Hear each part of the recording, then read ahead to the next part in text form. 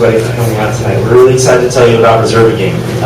This is my co-founder here, Amal Watson, and my name is Brent Colson, and we launched Reserve a Game in April of this year, so it's just been out a few months. We've seen good success, and before I get into the demo, I just want to tell you a little bit about the problem that we're trying to solve. Right, so, like a lot of us in this room, we like to play tennis and soccer and football and everything else in the community. We like to be active, and we like to use the facilities that are so abundant in our cities. The problem is that we have to find someone to play with, right? And that person needs to be about the same skill level, and they need to be able to play when we can play, right? So that's one problem. The other issue is that nobody has time these days. Everyone's so busy. When you find somebody to play and then you arrive at the court and it's busy, or you have to decide, okay, I'm going to wait, or maybe I'm going to go try another field or court, or then it just happens. So that's the pain, that's the trouble that we're trying to overcome, right? And just to give you an example, the Tennis Industry Association, so for tennis in particular, they try to figure out why people are not playing more tennis. And the top two reasons, aside from injuries and whatnot, is people can't find people to play that are the right skill level, and second, they can't find enough time to get on the courts the way that the court systems work today. So this is right in our sweet spot. What we're trying to do is make it so people can play community sports in public fields and courts with better matches more frequently and increase the community of community sports. So that's what we're trying to do. What we did is we started off with just a very metered approach. We wanted to make sure that each part we did correctly. So the first thing that we did was we started with tennis and reservations. So no matching, just reservations and tennis. And so we used this opportunity to make partnerships with cities. And this is a differentiator between us and a lot of the competition is we have partnerships and contracts with cities and towns who put their facilities on our website for us to manage the reservations for them. And now we can build upon that and make public make connections and start matching people and getting more people into the system and using the system more. So that's kind of where we're at and what we're trying to do. But remember, this is tennis reservations. The Reserve a Game is all of the tennis, all of the sports in the community, and it's connecting people so that everyone can play a good match on these facilities. So we just hop over to the site here. So I just want to mention we worked with a partner, ThoughtBot, a local development agency. They've been awesome.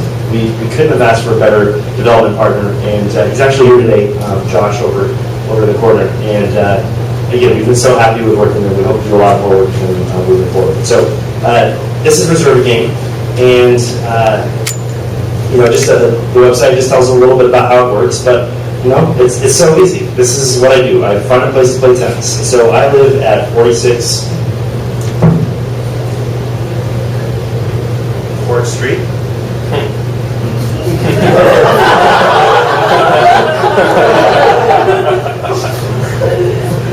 And I want to play on Friday in the evening.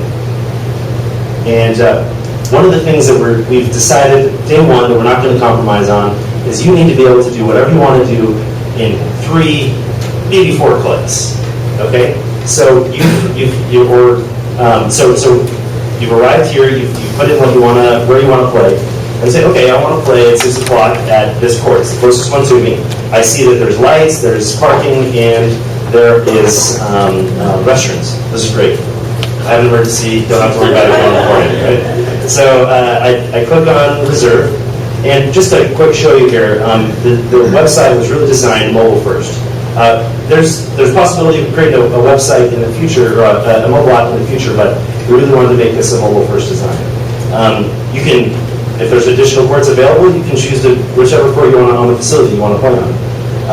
You put in your credit card, and you accept the terms and conditions, which are show up or cancel if you want to. Pretty simple stuff. And then you confirm. And there you go.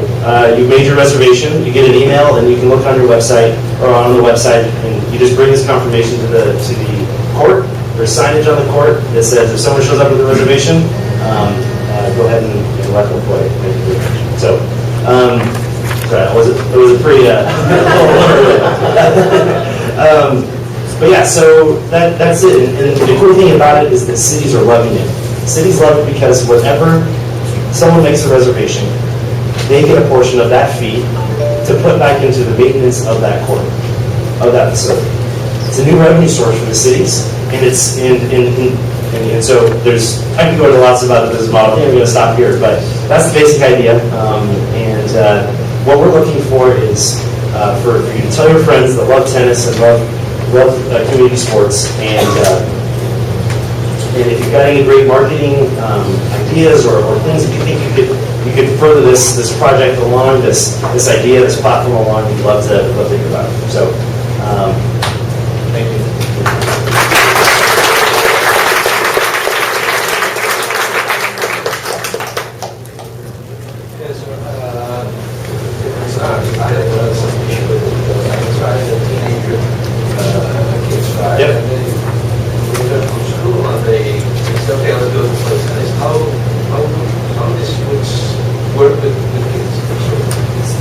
It's a great question, and it's something that we can solve partially today.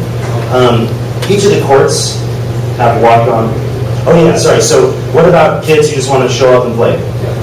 Basically, right? They don't have credit cards. Yeah, they don't have credit cards and everything. So the cool thing about it is that facilities have both reservable and walk-on courts available, right? So they're not going to be able to get on the court if they want to.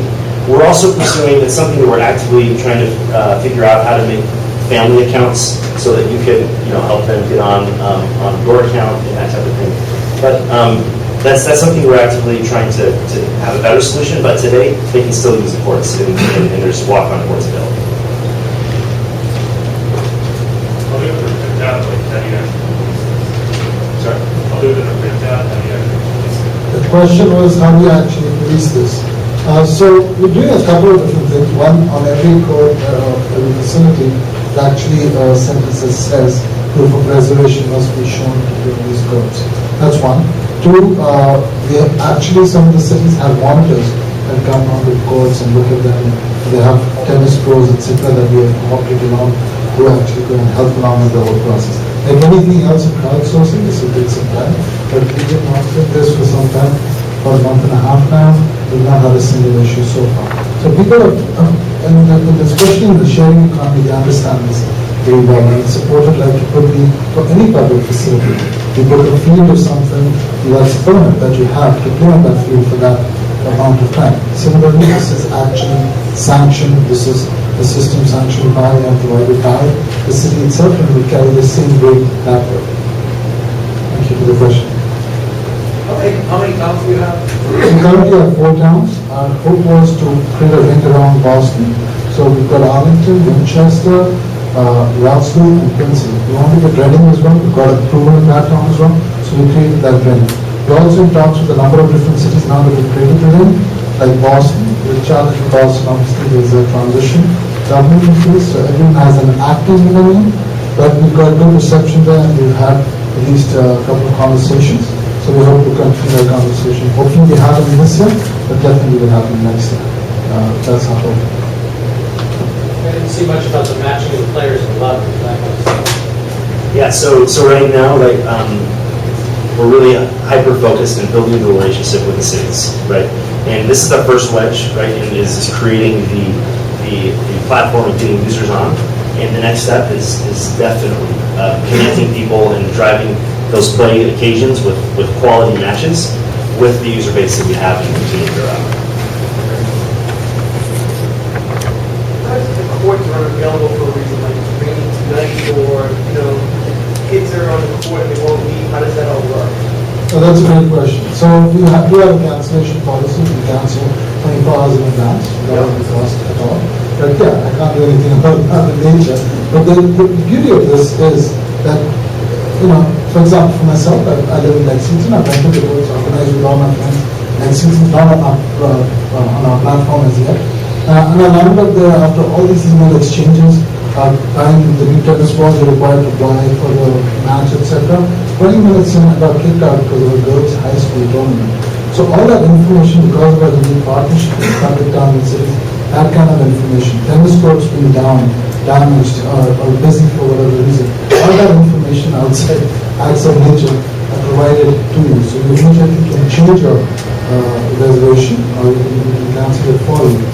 So we try and do as much as possible. Now, the same question Michael asked, the kids playing on it, it's the same thing as when you go and get a field, a dog, for example. The kids playing on it, and they, otherwise there's a number you can call in, which will contact the authorities to happen. It is a town or a city sanctioned program, and that's how it's supported. Thanks for the question. Okay. Sorry, time is up. Can we talk to you afterwards? Let's talk. So we love questions, we love advice, love feedback. Please come see us. Thank you. Thank you so much. A round of applause, please. Just a quick reminder to the presenters, please repeat the questions. There's some people in the back.